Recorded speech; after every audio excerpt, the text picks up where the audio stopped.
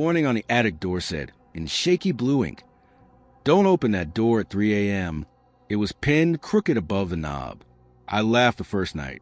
Old houses keep warnings, I told myself. On the second night, I found the doll. Labubu, a tiny tag read. It sat on a dusty box with button eyes that caught the moonlight. The doll wore a red dress and had a stitch mouth. When I picked it up, it felt colder than fabric should be. I left Labubu on my bedside table. The house felt like it was listening. At 2 a.m., I woke to a sound like paper turning. I thought it was the house. At 3, the house changed. The clock blinked. The floor above me whispered. A soft tapping came from the attic door, like nails tracing an old tune. Labubu's head had turned. Its buttons stared at the seam in the wall I had ignored. My hand found the doll, and it felt damp. Fear is a small, sharp animal. It pushed me up the ladder. In the attic, the moon made the dust look like pale rain. A second note hung from the doll's tag. "Do not open," it read, and beneath that, "If you open the door, I will come through." The letters were patient and final. A voice breathed my name from the seam. It was small and patient, the voice of someone who had waited too long. The wallpaper trembled. A narrow line in the wall flexed as if something pressed from inside. The seam moved and a pale hand slipped out. It was the size of a child's hand, but the fingers bent like twigs. The thing behind the wall smiled without joy. "Play with me," it said, and it used the doll's name and mine as if they meant the same thing. The room held a choice. Keep the seam closed, and whatever pressed there would stay silent. Open it, and the thing would walk free. The torn note above the door felt less like a warning and more like a plea. My fingers turned the latch by mistake or by courage. The seam gave with the sound of cloth tearing. A small shape slid out, wet with breath. It reached for Labubu, and the doll leaned into its touch like a living thing. "You opened it," the creature said. Relief colored its voice. It hugged the doll as if a piece of itself had returned. Its eyes were empty buttons now, but they held the light like shallow wells. I expected it to leave. Instead, it pressed its forehead to a beam and whispered a name I did not know. The whisper sounded like closing. Then it slid back into the seam with Labubu. The wall closed as if stitched. The attic returned to its pale quiet.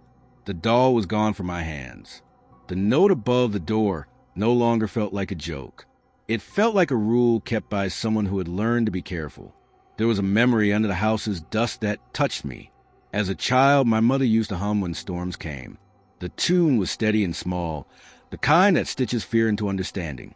When the seam breathed and the thing at the wall called my name, the sound found that soft place. For a moment, I wanted to open everything and admit all the things I had hidden. My small failings, my long pauses, the ways I said sorry in my head and never aloud. The creature did not beg or threaten. It only wanted what it had lost. It had the quiet face of someone who had been left with promises. Watching it on the doll made me feel both foolish and cruel. I felt the odd weight of a choice pressed on me, like a book I had to hold open. When it held Labubu close, the attic seemed to tilt. The smell of baby soap filled the air. For a breath, I remembered being small and invisible in a crowded room.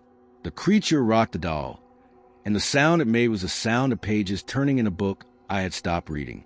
There was a second twist. As it slipped back into the seam, the thing looked at me straight and did something gentle. It touched the note pinned above the door with a fingertip that barely moved. The ink around the edges faded a shade. It was like watching a wound begin to heal. I had expected anger. I had expected claws. Instead, it left a small gift. The scent of the attic stayed with me for days. It changed how I heard silence. The house had kept its bargain. It had let a thing mend itself in private. But the bargain came with a cost I could not deny. The note had been a warning from someone who had learned the rules the hard way. At night after that, I woke sometimes to the sense that someone watched me kindly from the seam. It was not always malevolent. Sometimes it felt like the world giving a nod to a child who had finally been counted. But other nights the house hummed with a patient hunger. Reminders kept their weight. I rewrote the warning because words matter. A warning can be a shield if you make it honest. I left the house not because I was chased, but because I had learned something heavy. Some doors are not meant to be opened. not because what is inside is evil, but because what it wants is not a gift for the living. Remember, some curiosities should sleep. At dawn, I added a line beneath the warning. Do not let what sits there walk back into the world. If you ever find a Labubu, do not answer when it calls you. Keep seems closed and promises kept. I left the house that afternoon. From the lane, I turned to look at the attic window. For a breath, I thought I saw a pale face press a glass. It smiled like a child who had a toy again.